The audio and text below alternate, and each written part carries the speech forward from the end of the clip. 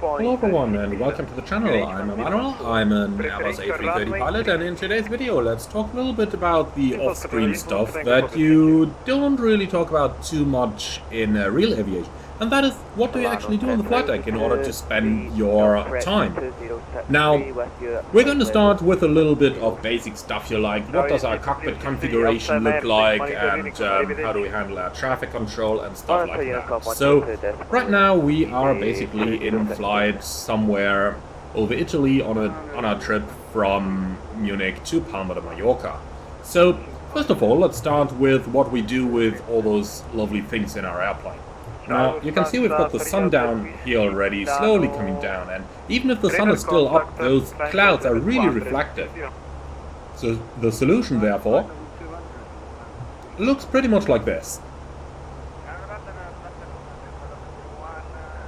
By the way, in order to be able to use the sunshades on the opening window, you gotta select the frame mount for the EFB and not the suction mount, but really can recommend anyone to do that anyway. Now, first of all, here we go now, with the sunshades pretty much all down.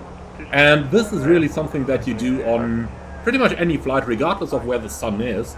Even at night, many people would take the sunshades down, because number one, it reduces the amount of radiation that hits you, and number two, if the sun is up, it really makes the flight deck a little bit more enjoyable place, because you don't want to sit there the entire time with your sunglasses on.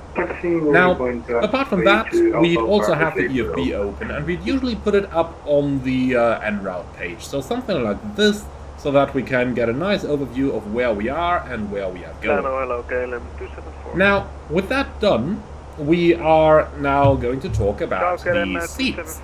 So, seatbelt, seats to the back, and in the A320, usually my typical seating position would be at a point where the head is pretty much at the end of the pedestal over here. So that's pretty much a full back seat position, something like that.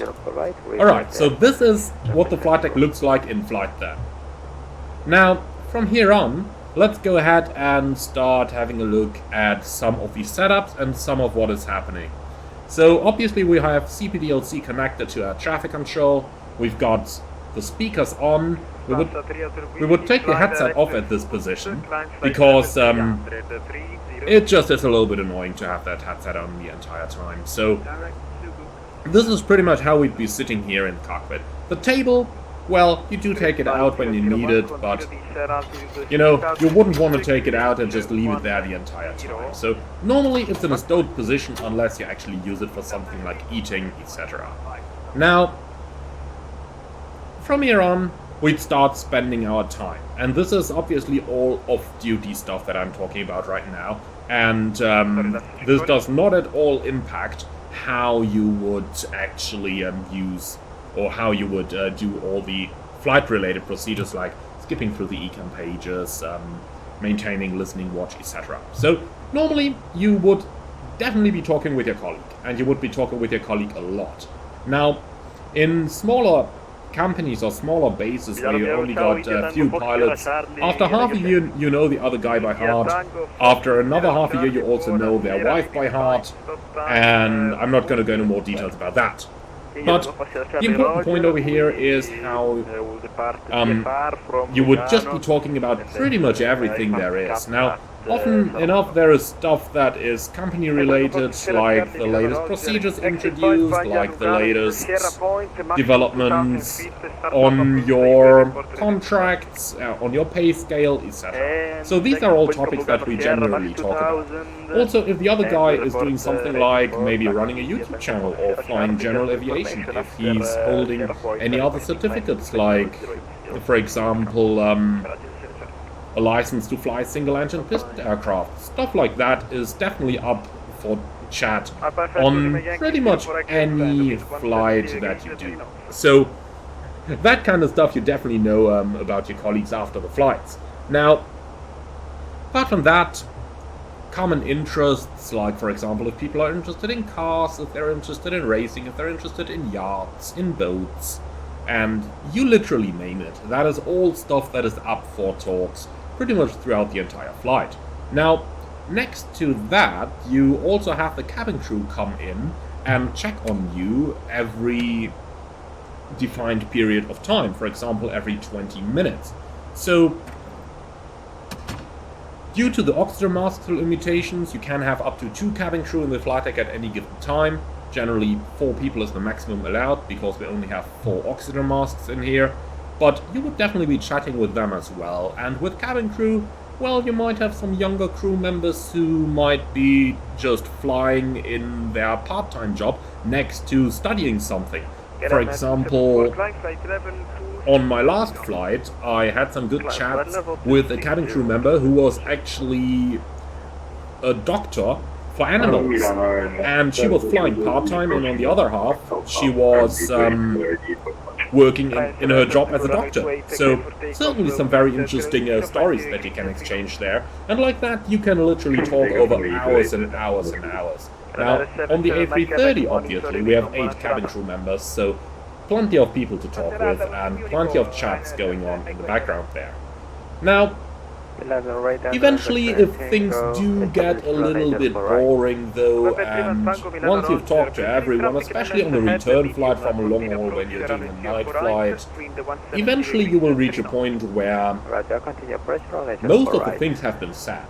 However, keep in mind that on long haul we are often flying with 3 pilots, so then, since you are basically working in different shifts, like every 3 hours or something, and all 3 pilots are only in the cockpit on first takeoff and then on the landing, that basically means that you have changing configurations of pilots in the cockpit, so you literally have about 2.5 hours of time to chat with everyone of your colleagues on a typical flight that we would do on the A330 in the length of about 9 hours or something. So, as you can see, it really doesn't get boring. There's plenty of things to talk about, and then you got another colleague with whom you're talking again. But assuming that we're flying short haul here, or that we are indeed flying long haul with only 2 pilots in the cockpit, that would basically mean that we'd have a little bit of additional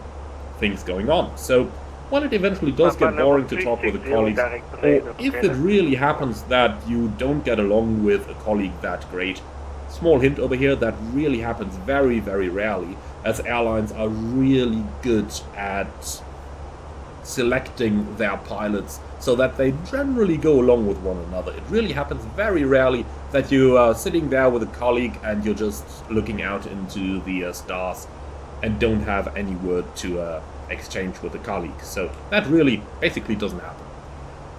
Or at least it's very, very rare. But if that happens, or if you just happen to have talked so much with a colleague that you just want a little bit of time out, then there is obviously different things that are regularly done. Now, one possibility of what is regularly done in the flight deck is reading. Now, the electronic flight bag will obviously have a lot of manuals on there that you can read, but in many cases it is not even forbidden to read some private books, like for example, you might download an ebook onto your EFB before the flight, and then you can read that. So, reading certainly is something that is regularly done on flight decks as well. Now, obviously the priority always is the control and safety of the flight, but think of it this way. If you're sitting there on a long flight, you might have gotten up either very early or you might be flying very late through the night, then obviously you need something in order to stay awake and stay focused. And if reading a book helps you to stay awake, that is absolutely an acceptable practice. Obviously, while doing that, you would still look at the instruments every so many seconds. Like, my personal rule of thumb was that I want to look at the instrument at least once every 20 seconds. So you read a little bit, then you check the instruments, then you go ahead and read a little bit, check the instruments, and so on. Now, at this point, I do have to bust a myth, unfortunately. No, I did not come across any colleague who just took out Netflix over the Atlantic and just started watching movies on a long haul. That does not happen. And indeed, if you tried it, your colleague would probably kindly ask you to put that away again. So, no, watching Netflix does not happen like this. Alright, so, honestly, this is really it.